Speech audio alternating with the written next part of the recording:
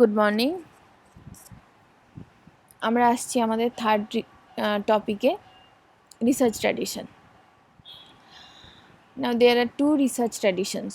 One is called quantitative and another is qualitative. In case of quantitative research tradition, we emphasize on numbers, measurements, deductive logic, control and experiments. Whereas in qualitative research, we emphasize on natural settings, inductive logic, verbal narratives, and flexible designs. Now, what is the meaning of all the terms we have used in these definitions? To understand this, we need to understand at first what is quantitative data and what is qualitative data. এখন quantitative data সবসময় quantity নিয়ে ভাবছে, so it is numbers, it is concerned with numbers and it is measurable.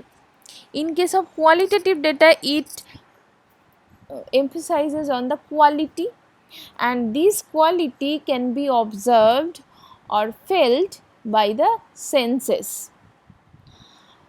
That's why quantitative data can be measured by any of the measuring instrument, just like rulers, balances, graduated cylinders, thermometers, and etc.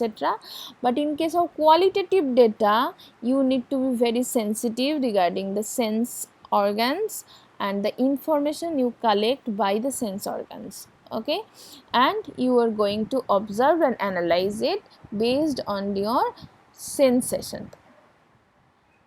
Example, first example can be an oil painting.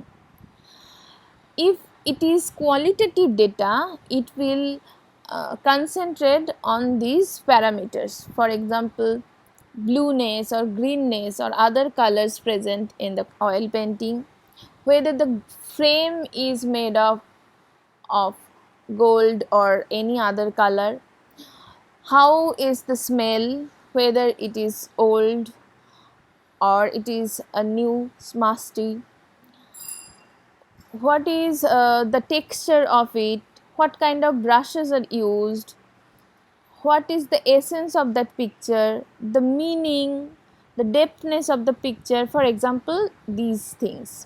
In case of quantitative data, it looks into the size of the frame, the size of the picture, the quality of the frame. Quality means the cost of the frame, weight of the total picture and frame, like this. So in case of quantitative data, we are concerning regarding the objective uh, parameters, and in case of qualitative data, we are concerned regarding the quality. Okay, and the senses we derive from a particular object.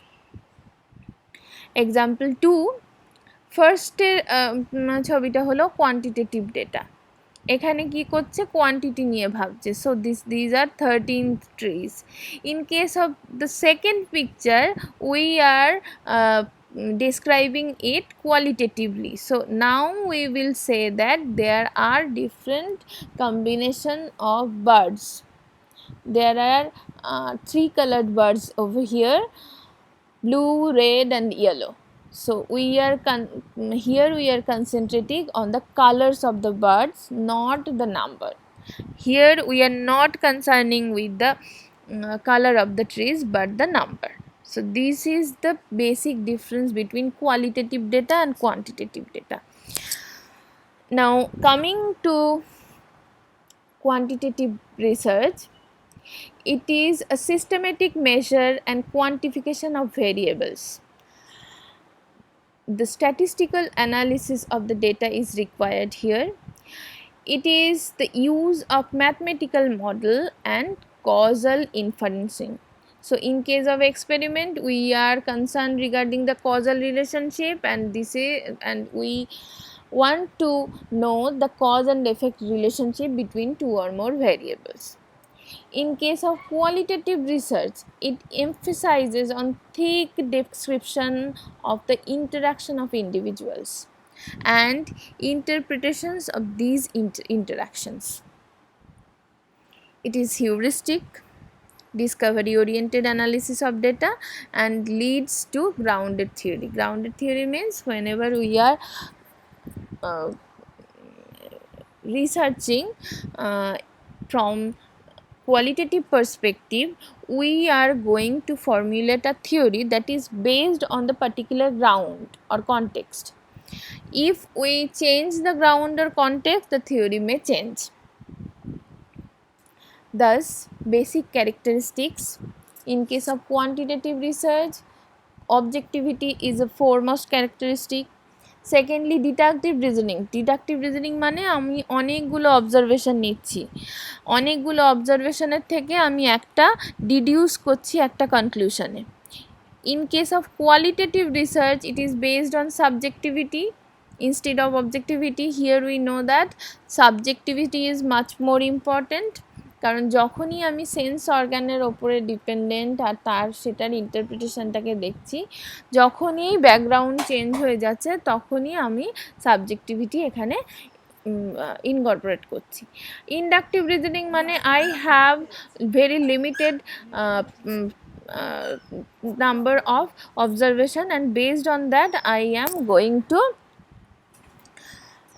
make theory or conclusion. Thirdly, investigate research questions. It investigate research questions, and in case of qualitative research, it is to explore a topic. Number 4 হচ্ছে makes inferences. এটা হচ্ছে gains an understanding of what and who is being studied. 5 হচ্ছে find relationships among variables. Quantitative research, making predictions, find causations and testing theories. In case of qualitative research, it is just to explain phenomena. Lastly, the characteristics of any quantitative research is to generalize the result. It is one of the very important aims. যে রেজাল্টটা আমি পাচ্ছি সেটাকে আমাকে generalise করতে হবে এবং কোন কোন জায়গায় গিয়ে আমি জেনারেলাইজ করতে পারি। যেমন যে থিওরি, প্যাভলভস থিওরি, যখন থিওরিটা ডিডিউস করা হয়েছে অনেকগুলো অবজারভেশন নিয়ে, তখন সেখানে যেরকম একটা conditional response, conditional stimulus, unconditional stimulus আর রেসপন্স প্যাটার্নের মধ্যে রিলেশন হচ্ছে, তেমনই আবার সেটাকে জেনারেলাইজ করে ইন ফিউচার কীরকমভাবে বিহেভিয়ারাল সায়েন্স কী রাস্তায় চলবে সেটাও কিন্তু বলে দেওয়া হচ্ছে। এবং সেখানে বলে দেওয়া হচ্ছে যে এরকম যদি conditional stimulus unconditional stimulus pair করা হয়, তাহলে এরকমভাবেই আনকন্ডিশনাল রেসপন্সের জায়গায় আমরা কন্ডিশনাল রেসপন্স পাবো। তার মানে জেনারেলাইজেশনটা এখানে খুব ইম্পর্ট্যান্ট একটা পার্ট। কোয়ালিটেটিভ রিসার্চের ক্ষেত্রে গিয়ে আমি অ্যাজ সেরকমভাবে জেনারেলাইজ করতে পারবো না। এখানে বিল্ডিং আ থিওরি, যে যদি কনটেক্সট এরকম হয় তাহলে সেখান থেকে এরকম একটা ফেনোমেনা তৈরি হতে পারে, এই কথাটাই আমি লাস্ট কথা বলতে পারবো কোয়ালিটেটিভ রিসার্চ। আচ্ছা, what are the characteristics of each? In case of quantitative research, it asks specific narrow questions. In case of qualitative research, questions are broad and general. In case of quantitative research, it collects data from participants. In case of qualitative research, collecting data consisting largely of words or text or image or picture. Analysis হবে on the basis of numbers and statistics in case of quantitative research, আর এখানে analysis হবে on the basis of description, words, themes, etc. এইখানে it conducts the inquiry in unbiased objective manner. যেখানে গিয়ে কোয়ালিটেটিভের ক্ষেত্রে দেখছি it conducts inquiry in subjective biased manner. একটা কথা এখানে একটু বলতে হবে, সেটা হচ্ছে কোয়ান্টিটেটিভ রিসার্চ যদি হয় সেখানে কিন্তু রিসার্চার ইজ অ্যান আউটসাইডার।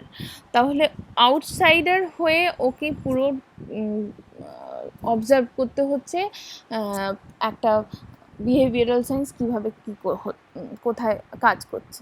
তার মানে আমি যদি স্কুল চিলড্রেনদের বিহেভিয়ার নিয়ে কাজ করি, তাহলে সেই স্কুল চিলড্রেনদের বিহেভিয়ার নিয়ে কাজ করার সময় আমাকে ওই স্কুলের বাইরে থেকে আউটসাইডার হয়ে পুরো নেচার অফ বিহেভিয়ার আমাকে রেকর্ড করতে হচ্ছে বা কালেক্ট করতে হচ্ছে।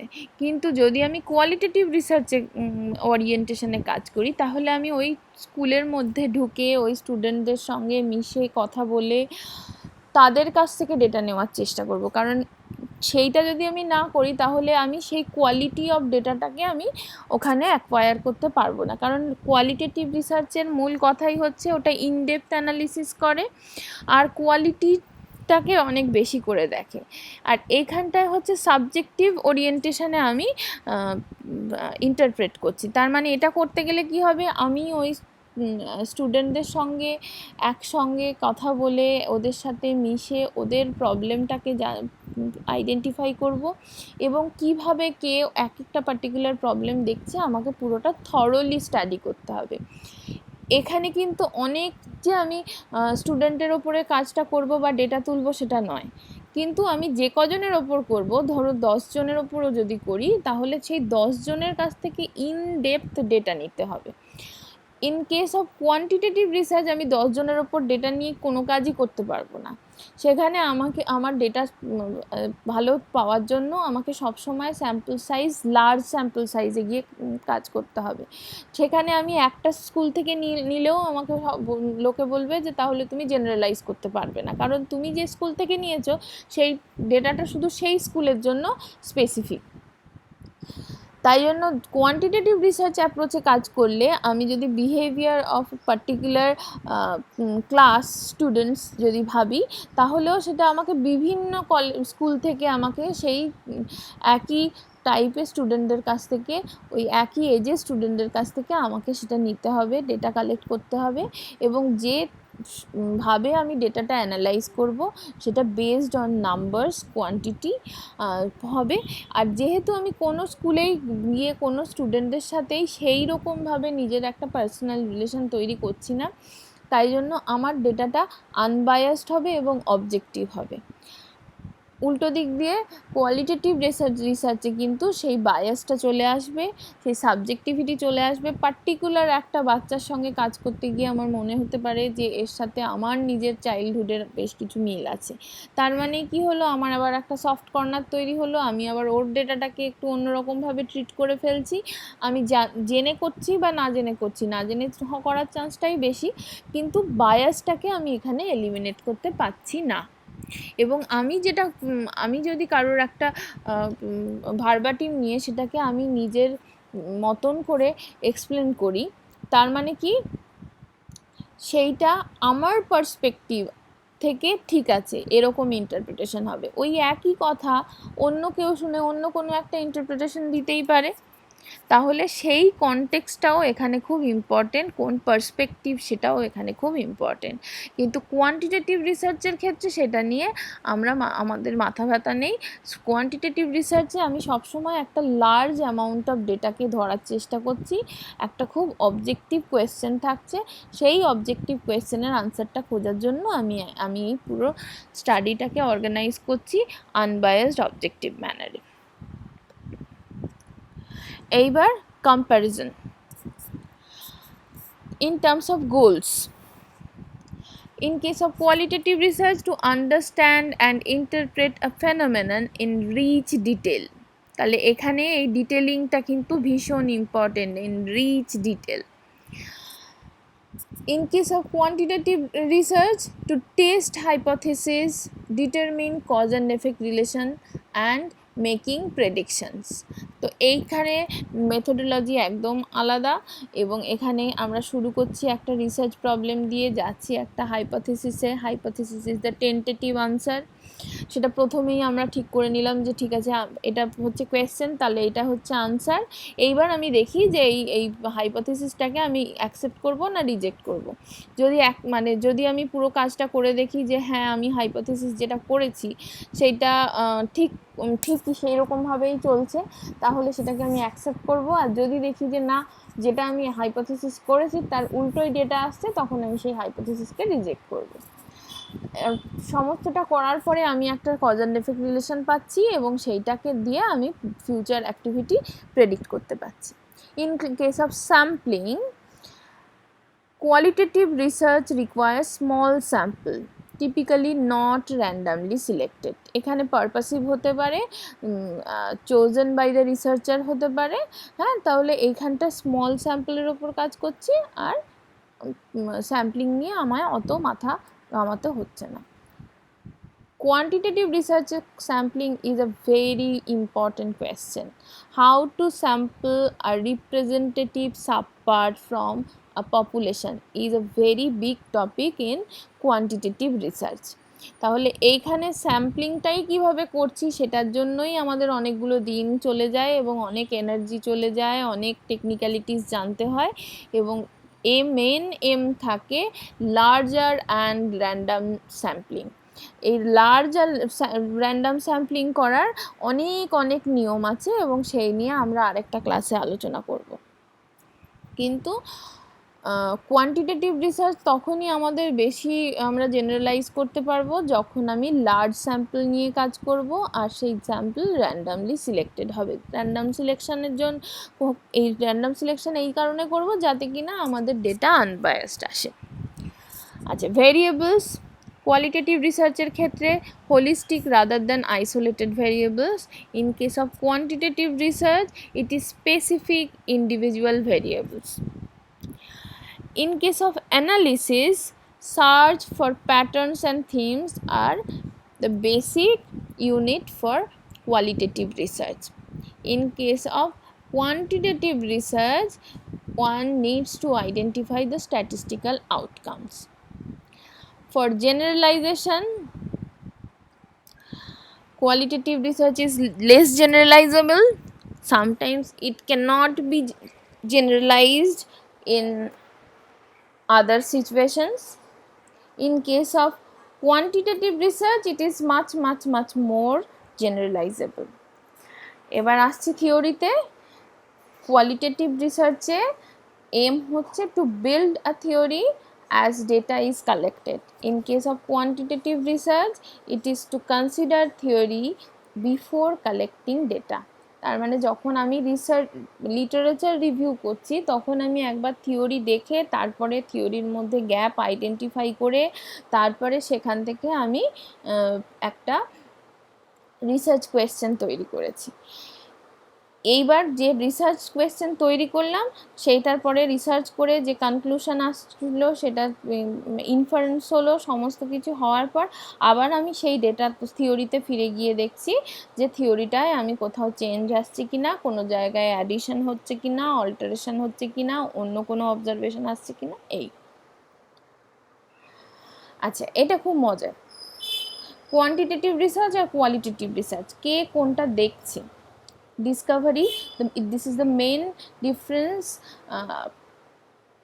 between the discovery or the perspective of these two research traditions. There is a T for truth that can be discovered. This is the main philosophy of quantitative research. Quantitative research মনে করছে there is a truth and I need to discover that truth. In case of qualitative research, individuals socially construct meanings, truths. So truth is as relative as the number of individuals involved. So here truth is not an ultimate truth. Truth can be varied if the individuals or viewers will vary. Qualitative research is sometimes inferred to as interpretive. For this reason. তাহলে এইখানে কি হবে গিয়ে আমি সেই ultimate ট্রুথটাকে খুঁজে বের করার চেষ্টাই করছি না, তার কারণ আমি মনে করছি যে অনেকগুলো ট্রুথ এক্সিস্ট করছে। কোয়ান্টিটেটিভ রিসার্চের ক্ষেত্রে মানুষ ট্রুথটাকে বের করার চেষ্টা করছে, আর কোয়ালিটেটিভ রিসার্চের ক্ষেত্রে রিসার্চার মনে করছে যে there are a number of truths present, so I can only identify that truth which can be seen from my perspective. So qualitative research is perspective dependent. আচ্ছা, এবার হচ্ছে main types of qualitative research. First হচ্ছে case study. Case স্টাডিতে কি হচ্ছে, কোনো একটা particular case আমি ইনডেপথ স্টাডি করছি। Attempts to shed light on the phenomena by studying in depth a single case example of phenomenon of the phenomenon. The case can be an individual person, an event, a group, or an institution. In case of grounded theory, the second part is grounded theory, second type. In case of grounded theory, theory is developed inductively from a corpus of data acquired by a participant observer. তার মানে এখানে হচ্ছে আমি theory build করছি, কিন্তু সেটা inductively কেন, অনেক যদি মানে অবজারভেশন আমি নিই, অনেক অবজারভেশন নেওয়ার পরে যদি সেখান থেকে আমি ডিডিউস করি, that is deductive. Deductive reasoning আমাদের কোয়ান্টিটেটিভ রিসার্চে ইউজ হয়। ইন্ডাকটিভ রিজনিং কোথায় ইউজ হচ্ছে? ইন্ডাকটিভ রিজনিং হচ্ছে আমি যখন কোয়ালিটেটিভ অ্যানালিসিস করছি তখন আমি অনেক স্যাম্পল সাইজ নিয়ে কাজই করছি না, আমি খুব কয়েকটা স্যাম্পল নিয়েই কাজ করছি এবং সেটাকে ইনডেপথ দেখছি, এবং সেখান থেকে যে অবজারভেশনটা পাচ্ছি সেইটা দিয়ে আমি একটা থিওরি তৈরি করছি। এই যে থিওরি তৈরি করাটা হচ্ছে grounded to that particular context and grounded to the specific situation. ঠিক আছে, এই জন্যই এটাকে বলছে গ্রাউন্ডেড থিওরি, যে ওই গ্রাউন্ডটা থেকে ওই থিওরিটা তৈরি হচ্ছে এবং ওই থিওরি কিন্তু সব জায়গায় অ্যাপ্লিকেবল হবে না। নেক্সট ইজ ফেনোমেনোলজি, যে একটা পার্টিকুলার ফেনোমেনন নিয়ে আমি কাজ করছি, এটা মেনলি ডিসক্রাইব করছে ওই স্ট্রাকচার অফ এক্সপেরিয়েন্সকে, describes the structure of experience as they present themselves to consciousness without recourse to theory, deduction or assumptions from other discipline. তাহলে আমি যেভাবে এক্সপেরিয়েন্স করছি সেই এক্সপেরিয়েন্সটাকে যখন আমি অ্যানালাইজ করছি সেইটা হচ্ছে ফেনোমেনোলজি। ফোর্থ হচ্ছে এথনোগ্রাফি হচ্ছে যে কোনো একটা সোশিও কালচারাল গ্রুপকে যদি আমি থরলি স্টাডি করি। আমি বসে আছি কলকাতায়, আমি চলে গেলাম দার্জিলিংয়ে, ওখানে একটা পার্টিকুলার কমিউনিটিকে আমি স্টাডি করছি, বা আমি চলে গেলাম আসামে, সেখানে আরেকটা পার্টিকুলার কমিউনিটিকে আমি ইয়ে করছি, বা চলে গেলাম আন্দামানে, সেখানে আমি ট্রাইবাল কমিউনিটিকে নিয়ে কাজ করছি। এই ধরনের কাজগুলো হচ্ছে এথনোগ্রাফি। সেখানে গিয়ে আমি তাদের সঙ্গে থাকছি এবং থেকে তাদের ভেতরের তাদের কী রকম লাইফস্টাইল, তাদের কী ধরনের সেই লাইফস্টাইলের মধ্যে কী কী ডিফারেন্স একটা আরবান কালচারের সঙ্গে তাদের পার্টিকুলার বিভিন্ন জিনিসের, সেই যদি আমি কম্পারেটিভ অ্যানালিসিসে যাই, এটা একটা জাস্ট এক্সাম্পল দিলাম। এইগুলো হচ্ছে ethnography study. Lastly, historical systematic collection and objective evaluation of data related to past occurrences in order to test hypotheses concerning cause, effects or trends of these events. তাহলে এইটা হচ্ছে যে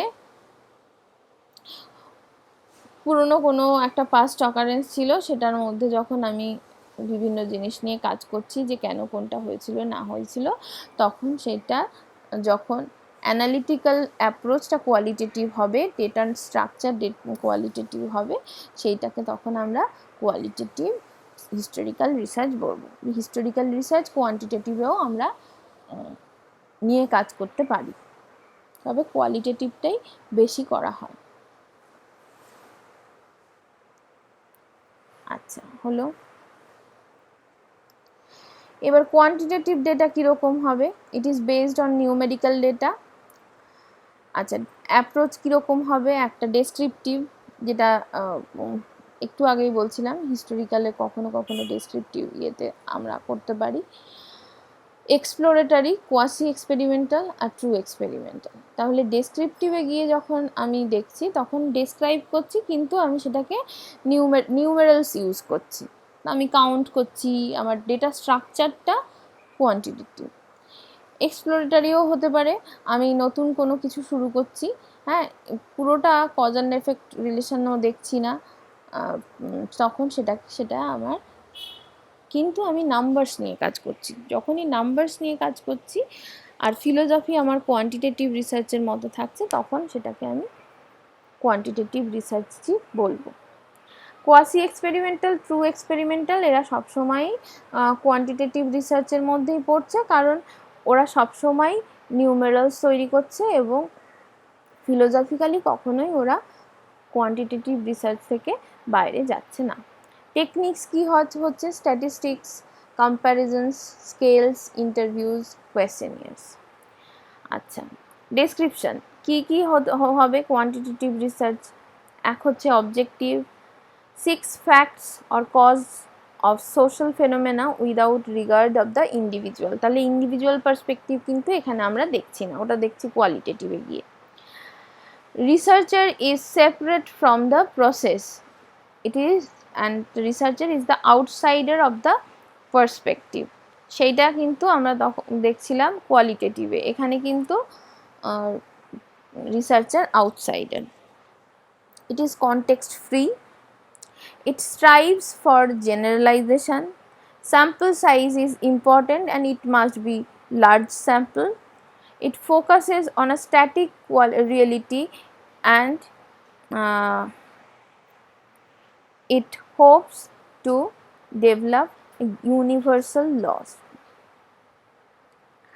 আচ্ছা, in terms of truth value, applicability, consistency আর neutrality. Quantitative research internal validity এটার high থাকবে, qualitative রিসার্চে গিয়ে ক্রেডিবিলিটি হাই থাকবে।